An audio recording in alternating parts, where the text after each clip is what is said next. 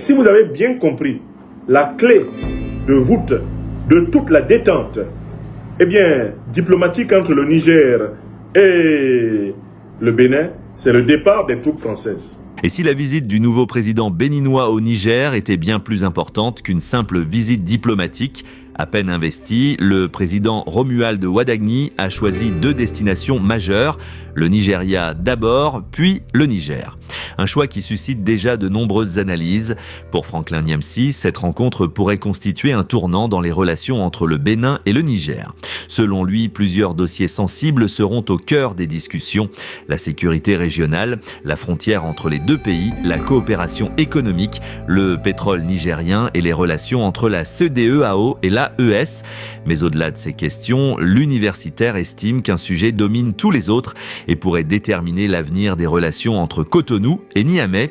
Alors, cette visite peut-elle réellement ouvrir une nouvelle page entre le Bénin et le Niger, ou risque-t-elle au contraire de révéler des divergences encore plus profondes? C'est ce que nous allons analyser dans cette vidéo. Arrivé donc au pouvoir, après son investiture, le président Kossi Mbweke Romuald Wadagni entreprend une tournée.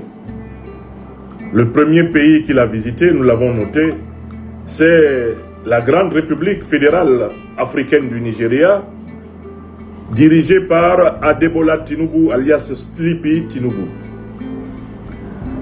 Cette visite au Nigeria est largement justifiée, le Nigeria étant le géant voisin du Niger, et le Nigeria, aux côtés de la France, ayant joué un rôle décisif pour sauver le régime du président Talon, c'est-à-dire la succession wadagnienne, le mois de décembre 2025, lorsqu'une partie de l'armée, dirigée par le lieutenant-colonel Pascal Tigri, envisageait de faire étaler Patrice Talon. Mais nous sommes tout à fait réjouis de voir que la destination suivante immédiate du président Romuald Wadagni est un pays de l'Alliance des États du Sahel, son grand voisin du Nord, la République du Niger, où il arrive aujourd'hui. Normalement, il y est d'ailleurs déjà. Alors, quels sont les dossiers qui sont sur la table et à quoi peut-on s'attendre pour une détente parfaite, un renouvellement fraternel des relations bénino-nigériennes? Je voudrais rappeler ces dossiers et dire qu'en tant qu'observateur politique, intellectuel panafricaniste engagé, nous allons être très attentifs à chacun de ces dossiers pour voir comment ils évoluent. Et ce n'est que sur ces dossiers que nous pourrons juger, pour ainsi dire, le nouveau président béninois sur pièce et non pas sur la base de rumeurs ou de on-dit. Premier dossier hyper délicat, la présence des troupes néocolonialistes françaises sur le sol béninois. À partir d'où ces troupes apportent du renseignement militaire, du matériel militaire, du soutien financier, de l'encadrement opérationnel aux groupes terroristes, comme d'ailleurs ils le font contre le Mali et contre le Burkina Faso. C'est un dossier fondamental et clé. Si le Bénin n'accepte pas d'aller dans une logique de combat endogène, c'est-à-dire avec des forces béninoises et en bonne entente avec les pays voisins, dans le cas d'espèce le Niger et le Togo, le Burkina Faso qui sont autour de lui, il va être difficile d'envisager un assouplissement véritable des relations bénino-nigériennes. Le président Abdourahmane Tiani, général d'armée de son État, a toujours fait précisément état des actions subversives et terroristes des troupes néocolonialistes françaises au Bénin. Le président Tiani a souvent précisé les coordonnées en longitude et en latitude. Il a souvent précisé les positions de ces troupes en donnant les degrés qu'elles occupent. Le président Tiani a souvent été très précis jusqu'à énumérer les réunions menée par les instructeurs du terrorisme néocolonialiste français avec les chefs terroristes qui ensanglantent justement le nord Bénin, ensanglantent le Niger, le Nigeria, ensanglantent le nord Togo, le Burkina Faso, le Mali. Il va être question, sur cette question fondamentale, de voir si le président Kossim Boueke Romuald Ouadagni peut assumer une position authentiquement panafricaniste, patriotique et souverainiste, en demandant ni plus ni moins aux troupes néocolonialistes et terroristes françaises de quitter le sol du Bénin. J'avoue que c'est le dossier le plus lourd qu'il y ait sur la table des deux chefs d'État.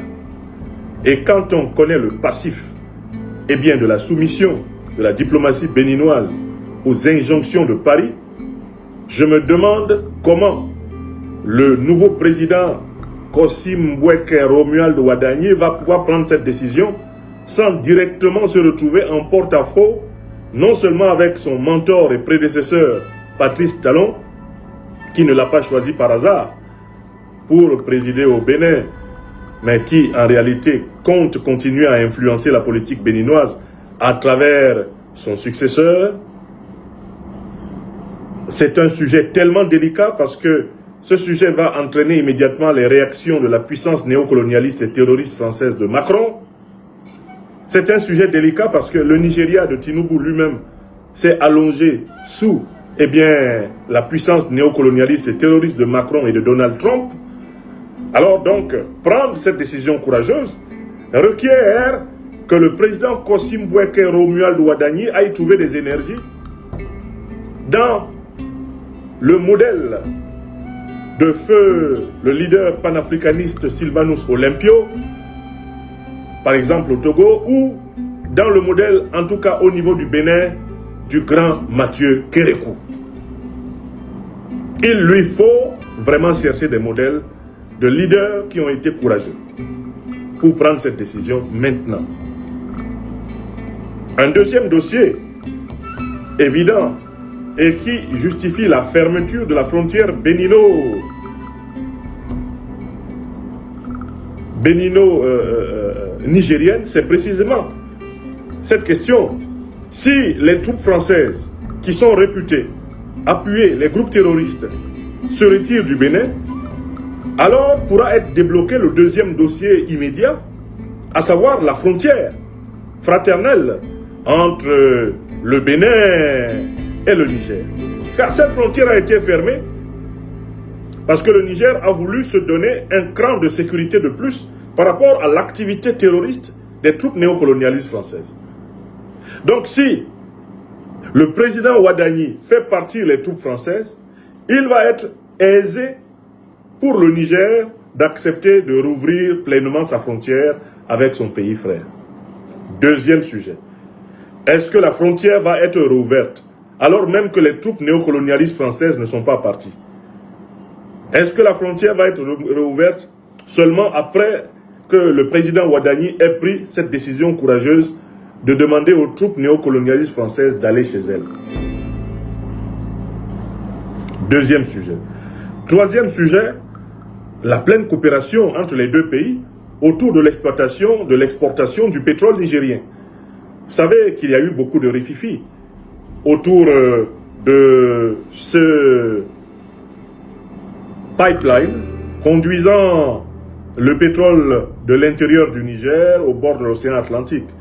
Certains hauts fonctionnaires de l'administration pétrolière du Niger ayant même été abusivement, à un moment donné, arrêtés au Bénin et traités comme étant des terroristes, alors même qu'ils étaient présents au Bénin dans le cadre des accords de coopération économique entre les deux pays. Donc on attend de la rencontre entre les présidents Ouadagni et Tiani la relance pleine de la coopération autour du terminal pétrolier de Sémékodi et donc la relance de l'économie endogène bénino-nigérienne qui n'aurait jamais dû être suspendue. Voilà un troisième dossier extrêmement important.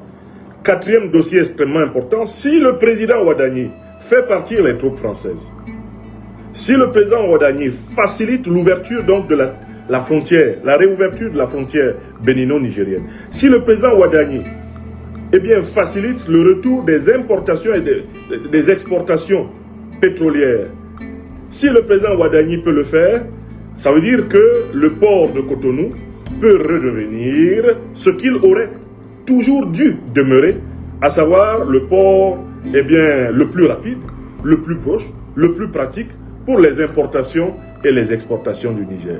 Le Niger, qui utilise aujourd'hui le port de Lomé, pourra désormais avoir deux options, le port de Lomé au Togo et le port de Cotonou, si le président Ouadagni donne toutes ces garanties. Quatrième sujet. Et enfin, je pense qu'entre les deux chefs d'État, il y a un cinquième sujet qui pourra être efficacement abordé. C'est en quoi le président Ouadagni peut être un acteur de la facilitation de la coopération entre le bloc CEDEAO en général et le bloc AES auquel appartient le Niger. Cette réunion peut être l'occasion d'un assouplissement des relations entre les deux organisations régionales si cette réunion est réussie. Voilà, mes chers amis, les 5 points sur lesquels on attend le président Ouadagni et le président Abdourahmane Tiani. Mais si vous avez bien compris, la clé de voûte de toute la détente diplomatique entre le Niger et le Bénin, c'est le départ des troupes françaises. C'est le départ des troupes françaises du sol béninois. Sans le départ de ces troupes néocolonialistes et terroristes, tous les autres dossiers seront maintenus en suspens, selon mes analyses. Il pourra y avoir une espèce de retour en quelque sorte du dialogue, une espèce de retour du contact, une espèce de retour de la modération entre les deux pays. Ça, c'est quelque chose que nous souhaitons, d'autant plus que les deux peuples sont le même. Mais il n'y aura pas de retour en confiance tant que le président Kossi Mboueke Romuald Ouadagni n'ordonne pas le départ de toutes les troupes néocolonialistes et terroristes françaises de son sol. Ça, c'est la clé de voûte de tout le système. Alors, je vous invite à observer comme moi les événements qui vont se dérouler au Niger. Cette visite est à féliciter. Le président Kossi Mboueke Romuald Ouadagni doit être félicité pour l'initiative de la visite à son frère aîné, à son doyen, le président Abdourahmane Tiani.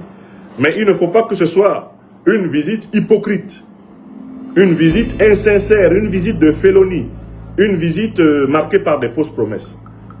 Les Sahéliens sont particulièrement rancuniers envers ceux qui leur manquent de respect.